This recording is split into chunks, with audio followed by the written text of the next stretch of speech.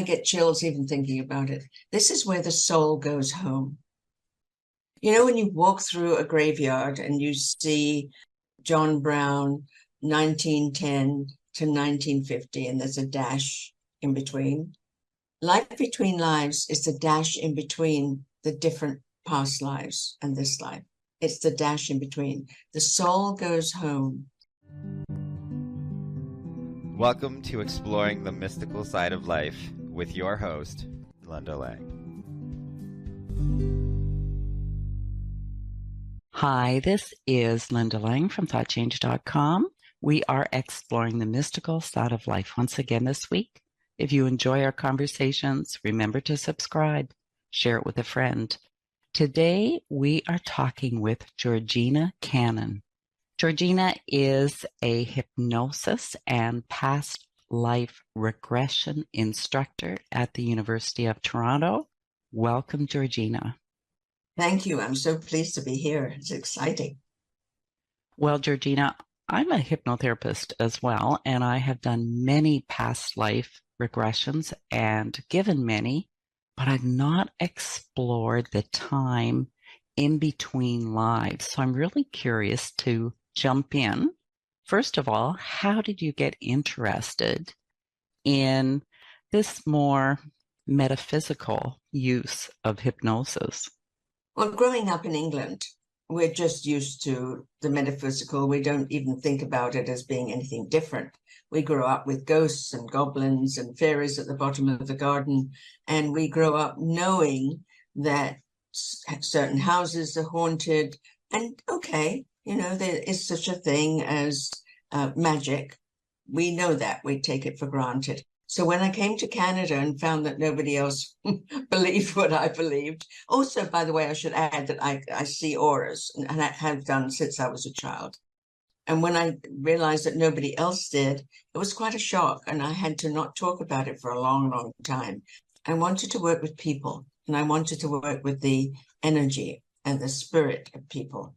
I wanted to focus on that. So I studied Reiki, Gestalt therapy, color therapy, psychodrama therapy, and happened upon hypnosis and went, eureka, that's it. That's it. Because that's the subconscious mind. The subconscious mind is the pathway to spirit, and it's the pathway to all that we are and ever have been. So I studied that. And then from there, I studied under Henry Bolduc for past life regression. And I was in Michael Newton's last class in England, his last ever class, to study life between lives. That's quite an adventure you've had. Had a lot of adventures, yes. And I've helped others have a lot of adventures too. Why would people want to do a hypnosis session on life between lives? What kind of information can they garner? I get chills even thinking about it. This is where the soul goes home. You know, when you walk through a graveyard and you see John Brown, 1910 to 1950, and there's a dash in between. Life between lives is the dash in between the different past lives and this life. It's the dash in between. The soul goes home. So when the soul leaves the body, it moves towards the light, and it's greeted usually by guides and crosses a threshold that is so moving, so deeply moving, because people often say, I feel like I'm coming home, and they start to weep because it's deeply moving. And sometimes they go to meet their soul group. Sometimes they don't. Everybody's different, of course. Sometimes they go to the laboratory to find out how to manage their energy differently. Sometimes they go to the Akashic records to find out more about their past and in-depth different types of lives from different planets or different places, different dimensions. But they always go to the Council of Elders, who are not there to judge, but greet them with such warmth and overwhelming kindness, like a welcome home child. And they're encouraged to go with questions for the council. And usually they're given wonderful answers that they could never even dream of. answers that tell them you're doing the right thing. Remember the soul that you are. Remember your life purpose. Remember the light within you. Share that light. They can ask about their future, not things like, will I win the lottery or will I get promoted? Not that sort of question. It's so not important at a soul level. They find out there, by the way, their soul name that they've carried from lifetime to lifetime. And they go to the place where they find out what their job is, why they're here, what their soul purpose is in this lifetime. And then they go to the place where they choose their body, which is fascinating.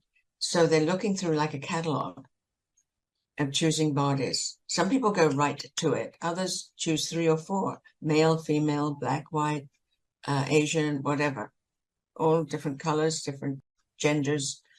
And they choose one to fit the soul purpose. And then they get ready to come back into this lifetime, understanding why they're here and what their job is. That is so fascinating. I've not ever heard before that we actually choose our physical appearance. Sometimes it's not as exciting as one would like. When I asked why I chose my body, the answer I got was because it's serviceable and strong and will do the job. And I thought, oh, how boring is that? I wanted long legs and long blonde hair. And I wanted to be a beauty queen. But it didn't work out that way. It might have got into the way of me doing the job I was supposed to do. Yeah. Do you think that when a soul has agreed to come in and, sometimes that pregnancy doesn't work out, the baby is miscarried, could that be because of the physical body, or is that a karmic thing? The soul has decided that's its job at this time, whatever the reason, either because the parent wasn't ready, either because the soul wasn't ready to come in, or everybody had a lesson to learn. It's pre-planned. And in my book, Return Again, I talk about miscarriages and abortions. The soul knows what it's doing. It may not be the right time for soul. And quite often, if a soul is aborted or dies on birth, infant death, or just 2 or 3 months later, it comes back again. It circles round. I have a colleague who does hypnosis for fertility and birthing.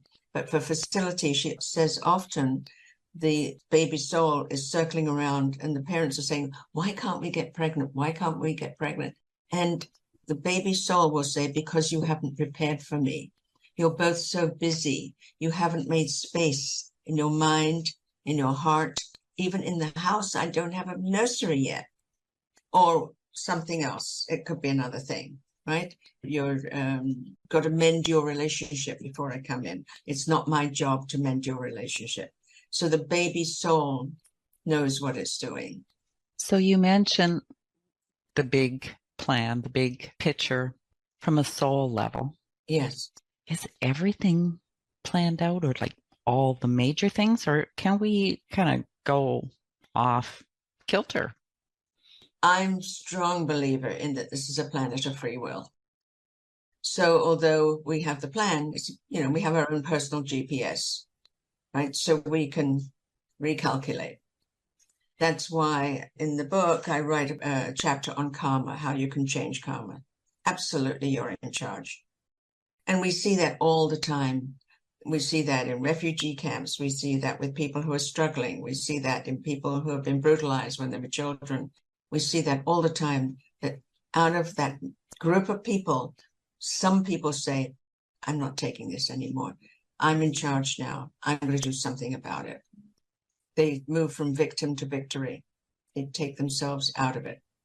I'm a firm believer as well that no matter how off track we get, the soul or the universe, if you like, always offering us a way back to our destined path. If we allow it. Some people are so busy telling their story and living their story that they're worried that if they give up their story Who are they going to be? But it's such a joyous thing to take hold of yourself. And I see it all the time when people actually get it. Just last week, I had an email from a woman who has been really troubled for quite a few years. And she wrote and said, I want to tell you, victory at last. I've signed on for piano lessons. I'm so grateful. Please send me your favorite song so that I can learn to play it. So she's joined the conservatory and she's learning to play the piano. She's actually doing something that gives her pleasure for herself, not complaining about her children or her husband or the family. She's opening like spring flowers, you know? Hypnosis is such a powerful tool to give you a different perspective as well. The big thing is that really, truly, the client always has the answer. They just don't want to know. Or maybe they can't know yet. Maybe the timing isn't right yet. And we have to work in conjunction with their own personal timing, not from the mind, but from the soul and the subconscious mind. So it's a gentle process, but the client always knows. And through judicious questioning, through careful managing, they always get a eureka, always. Would you consider life between life exploration a beneficial exercise for people who are nearing the end of their life or who have some chronic, debilitating disease to help take away their fear of death? I would suggest that they do past lives first to show the continuum, and then from there do it, life between lives. Because the thing, I believe, is that once you understand the continuum, there's no fear. You're going from one room to another, basically. Exactly. And your body is a room. Yeah, that's right. Keep it dusted, polished. Is it a little bit like a near-death experience when you go into that state? Are you met by loved ones or an angel or some type of guide who will steer you? Yeah, you're usually met by someone, and it's usually a spirit, a guide of some sort, and they might, depending on the client, they might take on the personification of somebody they know, like a beloved grandparent, or Buddha, or Mother Mary, or Jesus Christ, or any shape that they feel comfortable with, because they can manifest in any way they want. So they just show up so that this person doesn't, get a shock, but they just are welcoming and feel welcomed. And it's an ease transition. So they show up any way they can. And quite often they're met with one main guide. But as they go through the threshold, sometimes there's two or three just welcoming them. And the feeling is overwhelming, as I mentioned earlier. And there's healing that one can receive while they're in between. What do you mean by healing? Well, sometimes the spirit is troubled. Oh, yes, there's wisdom. There's wisdom and understanding. That's what I would call it. Yes, so there's wisdom and understanding. And because you get the bigger picture, and it's not only big this way, it's big this way, right? So you get an intense understanding. This is so much more than we seem. And I always tell the client, you are so much more than you know. You are so much more than you seem. There's more out there than we can see. And there's more than you inside of you and around you, supporting you, that you were even aware of until you do this work. And then suddenly you realize how big you are. And just how impactful all of your choices are, right? Yes. And that makes you choose even more carefully. Yeah. So you're choosing from your power and you're choosing from your fear. So we have to decide how we're choosing. And once you understand your power, I always say my job is to help people find their magnificence. That's my job when I'm working with clients.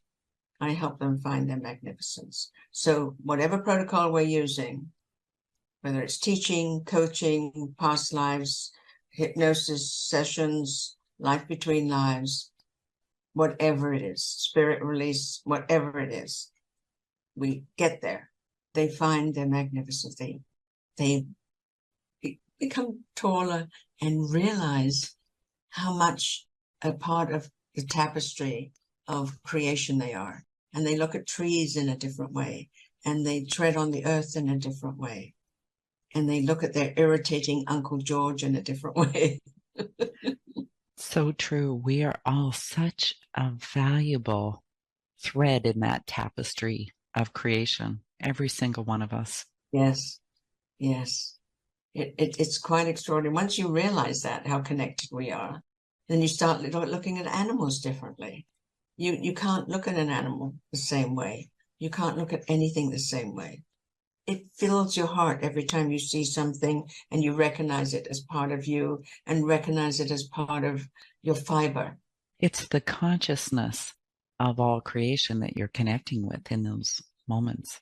Yes. So I'm going to assume, Georgina, that you have had many experiences in life, between life and past lives as well. Not that many. I'm too busy giving them to other people, but I had a life-changing one, a past life. Do tell us. Okay, I got rid of my migraines through past life regression sessions. I was training in the Blue Ridge Mountains of Virginia in Henry Bolduc School, and we were practicing, and the gentleman that I was practicing with asked me if I had a purpose, because sometimes we have purpose and sometimes we don't, just want to take the journey. I said, you know what? I really want to get rid of my migraines, because I used to get migraines at least every other week, debilitating. I'd be driving and I have to stop and pull over the side of the road. There's people who get them know what it's like. He said, well, I don't know, but we can try. I don't know if it's allowed in this class to do that. We can try. So we just asked. And so he took me through the protocol and asked if it was appropriate that we go back to the very beginning of the reason or the purpose of my migraines. And nothing happened.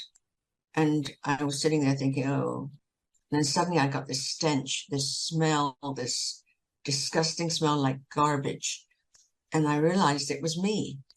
I had become an old hag, or looked like old. I was probably about 30 years old, hag with one or two teeth, living in a cave, stringy, filthy hair, dressed in rags, living in a cave in, my guess was Britain or Ireland or England, somewhere outside of a small village. And I collected herbs and what I could find foraging to eat. So I was close to starvation all the time. Sometimes the women in the village would call me down to help give birth with my herbs, or have an abortion. Or if there was a difficult birth, they would call me down to help ease the birth. And in those days, it was probably, my guess was 1200, 1300, something like that. One day they called me down, and they were in a field.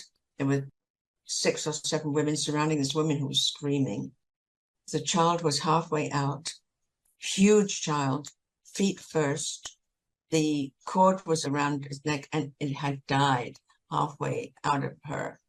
And she was bleeding profusely. So I had to remove the child, and she literally bled to death almost the minute after I got there. The women all looked at her, looked at me, looked at the child, and left.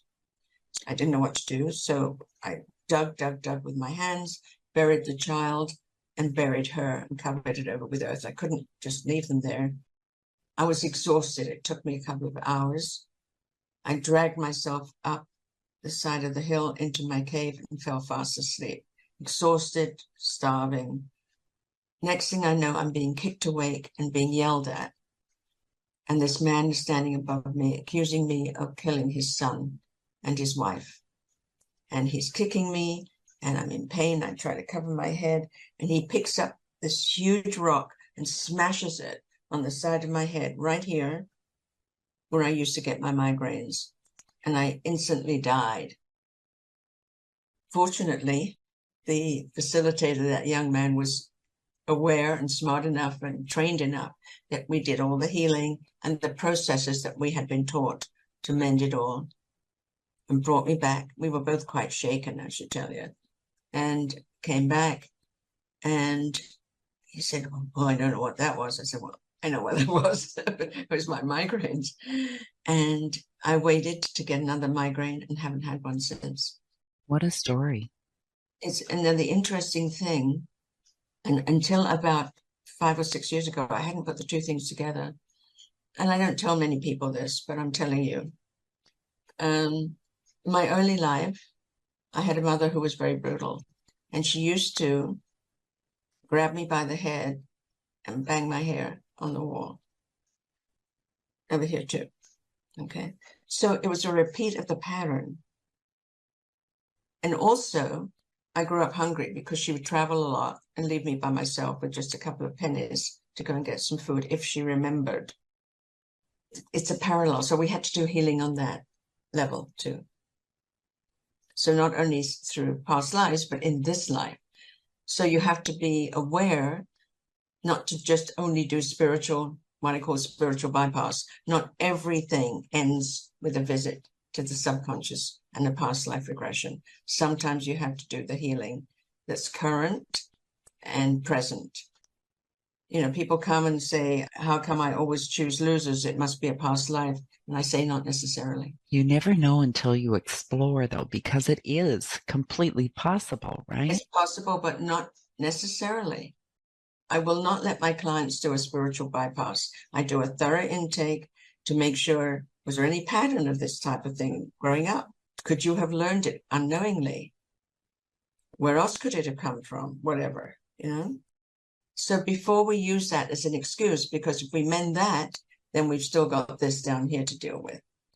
Yeah, I do agree that if you do find something in the past, and sometimes just the knowing of that is enough to heal that. Sometimes there's some work that needs to be done, but you still have this life that you need to heal, right? Got to deal with it. Yeah. It's like changing karma. That's my chapter in the book, Changing Karma. Yes, you can. First know what it is that you want to change, and then let's go about changing it. Yeah.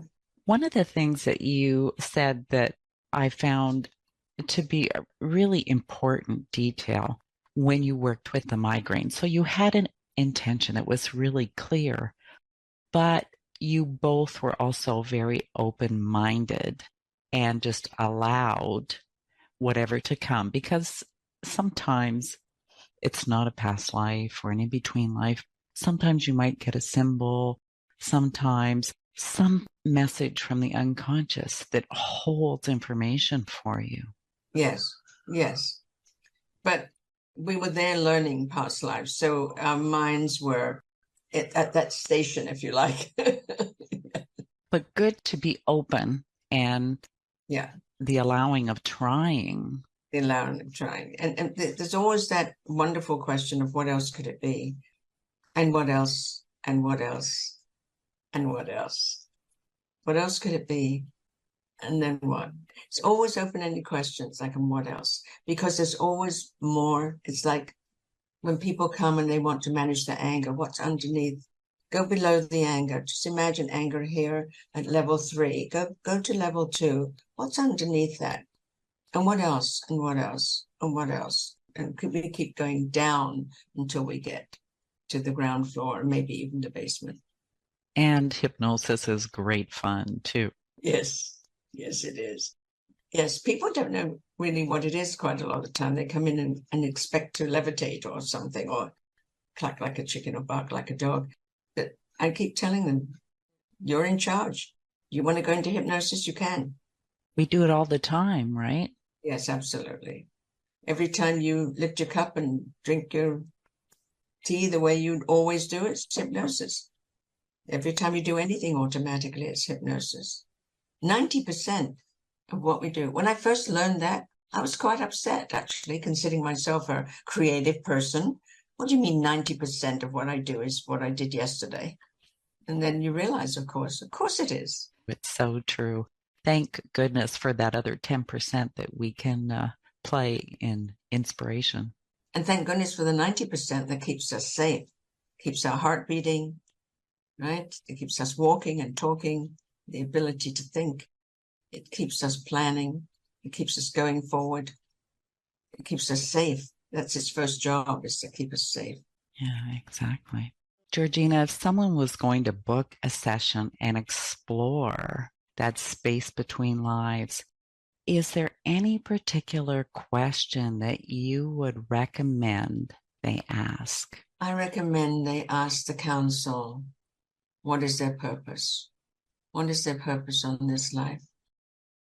Is there anything that they can focus on with more intensity that can help humanity and themselves become full, so that they're not working at half mast, they're sailing at full sail? It's a strange metaphor, but you know what I mean. Yeah, absolutely. And I would suspect the council would let you know how you're doing. They're very kind. They never criticize, ever, ever. They might say something like, keep going, you're on the right track. Just put a little more energy behind it. You're on the right track. Good for you. They never criticize. No judgment at all. Yeah, it's a welcoming, warm, unconditional love. Sometimes, and people weep because sometimes it's the first time in their life they've received that level of unconditional love and acceptance. Georgina, is there anything else you'd like to share with our listeners today?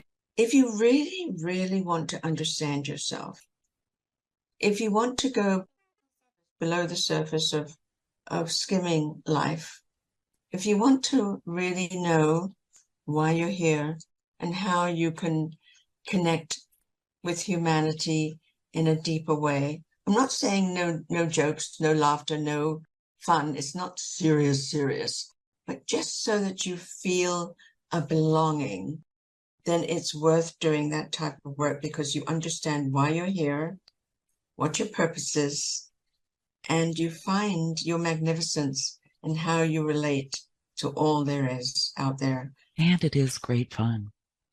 Oh, it's a lot of fun. Yes, it's a lot of fun. Please share your books with us again, and also where our listeners can go if they want to learn more about your work.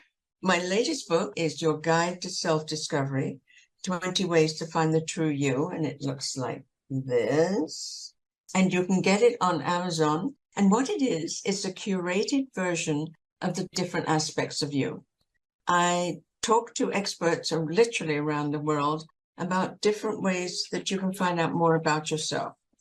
That includes astrology, your dreams, your birth order, which I'm a strong believer in, your emotional intelligence, your hands, your creativity, what sort of creative person are you, your animal guide, that chapter is written by Granddaughter Crow, your past lives, how to do a journey, and just recall some of those.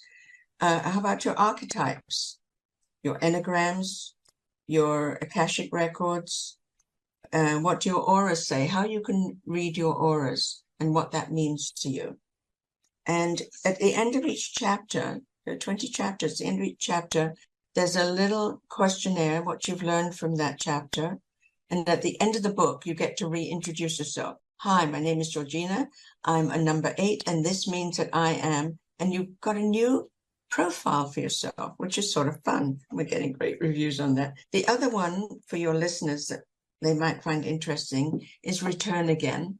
This is all about past lives and interlife. In it, it has a guided script that you can take yourself to your soul group. So you can record the script and take yourself to meet your soul group. Both of those books are available on Amazon or your local bookstore, or on my website, which is georginacannon.com. Thank you for being my guest today, Georgina. Thank you for being my host. It was fun. And thank you for listening to this week's edition of Exploring the Mystical Side of Life. You will find all of our conversations on YouTube and your favorite podcast platform. Come visit me at thoughtchange.com and start that inner exploration. That's it for this week. We'll see you again next time. Bye for now.